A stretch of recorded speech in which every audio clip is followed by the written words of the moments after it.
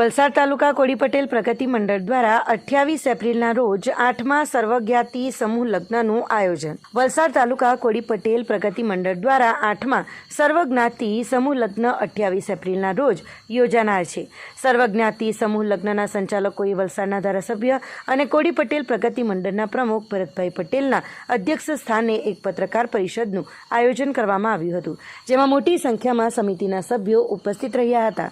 8મા સમૂહ લગ્નમાં 111 દીકરીઓ સહિત અત્યાર સુધીમાં 1000થી વધુ કન્યાઓનું સર્વજ્ઞાતિ સમૂહ લગ્ન હેઠળ કન્યાદાન કરવામાં આવ્યું છે। આ સર્વજ્ઞાતિ સમૂહ લગ્ન દીકરા દીકરીઓના માતા પિતા દેવાદાર થતા અટકાવવા સર્વજ્ઞાતિ સમૂહ લગ્ન આશીર્વાદરૂપ બની રહે છે। સર્વજ્ઞાતિ સમૂહ લગ્નમાં લગ્ન કરાવવાથી દીકરા દીકરીઓને સંતો મહંતો અને અગ્રણીઓના આશીર્વાદની સાથે સરકારની તમામ યોજનાઓનો લાભ પણ આપવામાં આવે છે। કોડી પટેલ પ્રગતિ મંડળ દ્વારા આયોજિત સર્વજ્ઞાતિ સમૂહ લગ્નમાં યુવક યુવતી પુખ્ત વયના હોવા જોઈએ। યુવક અને યુવતીના માતા પિતાની મંજૂરી સાથે જ લગ્નનું ફોર્મ સ્વીકારવામાં આવે છે। 28 એપ્રિલના રોજ યોજાનારા સર્વજ્ઞાતિ સમૂહ લગ્નમાં અંદાજિત 35,000થી વધુ લોકો હાજરી આપશે। 7મી મેના રોજ યોજાનારા લોકશાહીના મહાપર્વમાં વધુમાં વધુ મતદારોને જોડાવા અપીલ કરતા બેનર લગાવી મતદાન જાગૃતિ પણ કરવામાં આવશે, જે અંગે ધારાસભ્ય ભરતભાઈ પટેલે સર્વજ્ઞાતિ સમૂહ લગ્નની પત્રકાર પરિષદમાં વધુ માહિતી આપી હતી। પત્રકાર પરિષદ જે બોલાવી છે સર્વનાટી સમૂહ લગ્ન વલસાડ તાલુકા પટેલ સમાજ અને ચંદ્રમૌલી મહાદેવ સંસ્થાપન ટ્રસ્ટ દ્વારા આયોજિત 111 કપલોના સર્વનાટી સમૂહ લગ્નમાં લગ્ન ગ્રંથિથી તારીખ 28/4/2022 24 રવિવારના રોજ યોજવા જઈ રહ્યા છે। જેમાં 111 કપલો લગ્ન ગ્રંથિમાં જોડાવાના છે। ટોટલ અમે લગભગ 7 સર્વનાટી સમૂહ લગ્નમાં 971 ડિગ્રી પરણાવી છે અને આના સાથે 111 સાથે 1050 ઉપરના આંકડા અમે બતાવી ચૂકવાના છે।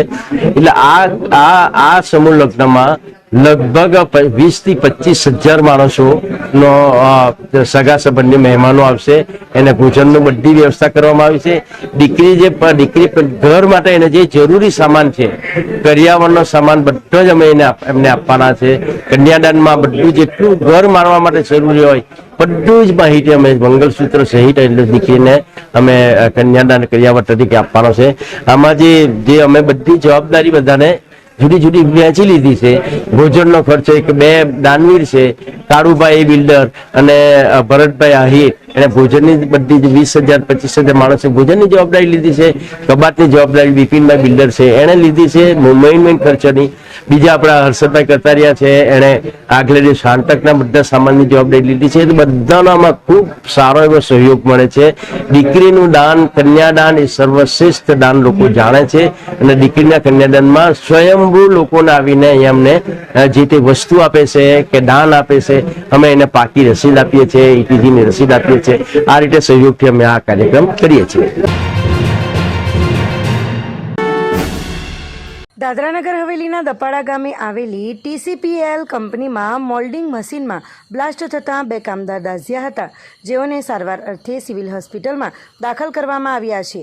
દપાડા ગામે આવેલી TCPL કંપનીમાં મશીન ઓપરેટર તરીકે કામ કરતા રવિન્દ્ર પાટીલ અને તેજસ પાટીલ, ઉંમર વર્ષ 22, રહેવાસી સેલવાસ, મૂળ રહેવાસી મહારાષ્ટ્ર, જેઓ મોલ્ડિંગ મશીન પાસે ઊભા રહી કામ કરી રહ્યા હતા। તે સમયે અચાનક પ્લાસ્ટિકનું લિક્વિડ ઉડવાને કારણે બંને યુવાનો શરીરે ગંભીર રીતે દાઝી ગયા હતા।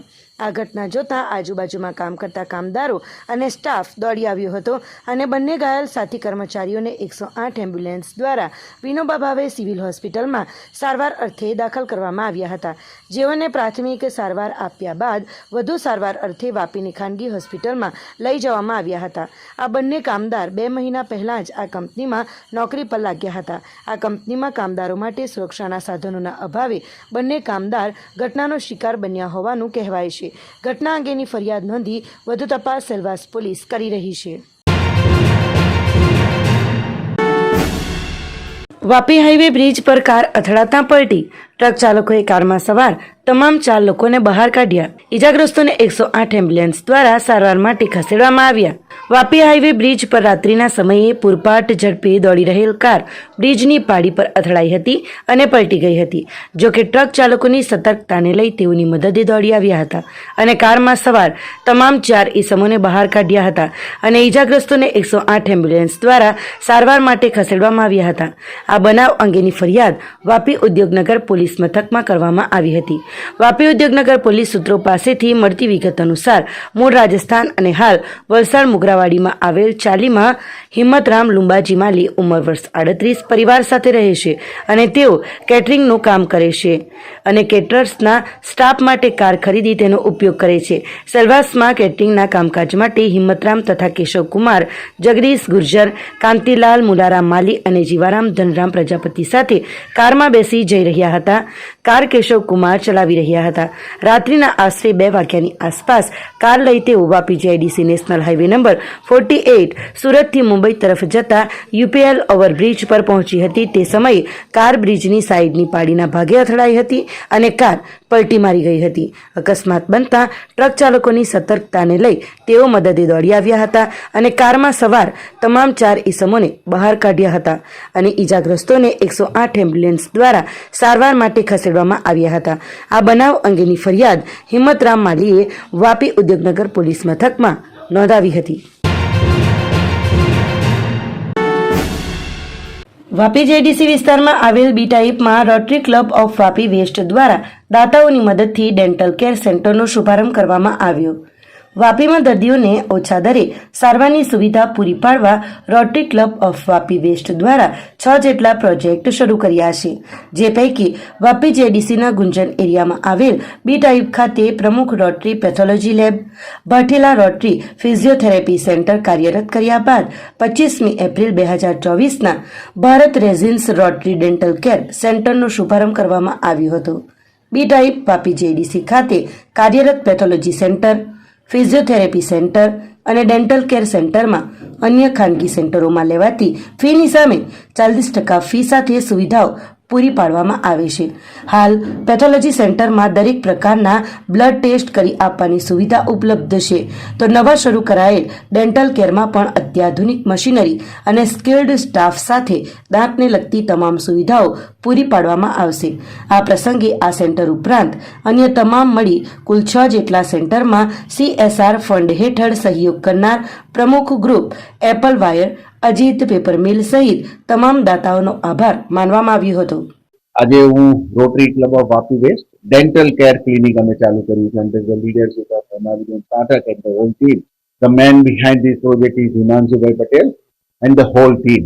આઈ must congratulate the Rotary Club of Vapi West કે એક આ પ્રોજેક્ટ નોબલ પ્રોજેક્ટ તમે ગણી શકો. રોટરી ક્લબ ઓફ વાપી વેસ્ટના આ ડેન્ટલ ક્લિનિક સાથે 6 પરમેનન્ટ પ્રોજેક્ટ આજે આ વાપીની જનતા માટે આજે અમે ખુલ્લા મૂક્યા છે. સમાજની સારામાં સારી સેવા થઈ શકે અને સમાજને અમે કઈ રીતે ઉપયોગી થઈ શકે એ રોટરી ક્લબ ઓફ વાપી વેસ્ટથી લોકોએ શીખવું જોઈએ. બીકોઝ અમારું પોતાનું ફિઝિયોથેરાપી સેન્ટર છે, પેથોલોજી લેબ છે અને એક આ ડેન્ટલ ક્લિનિક. કદાચ રૂટ કેનાલના 5000 રૂપિયા છે તો we will charge only around 2000 રૂપિયાની આસપાસમાં અમે રૂટ કેનાલ કમ્પ્લીટ કરશું. એના સિવાયના પણ કોઈ પણ તમે બજારની કમ્પેર કરશો, જે માર્કેટમાં જે પ્રાઇસીસ ચાલતા છે એનાથી ખાલી 40%માં અમે સમાજને અમારી સંપૂર્ણ બધી સેવાઓ પૂરી પાડવા અમે બંધાયેલા છે અને એક અમારું કમિટમેન્ટ છે to make this world better place to leave. Bharat માતા કી જય. પહેલા તો વાપીની જનતાને હું કહેવા માંગીશ કે આ અમારો 6થો પરમનન્ટ પ્રોજેક્ટ છે, જેનું અમે લોકોએ નીવ કહેવાય કે ગયા વર્ષે હિમાંશુભાઈની સાથે હું સેક્રેટરી હતી ત્યારે અમે આના માટેના ફંડ કલેક્ટ કરેલા હતા. CSR ની અંદર અમે આ પ્રોજેક્ટ કર્યા, ભારત રેજીને અમને સપોર્ટ કર્યો.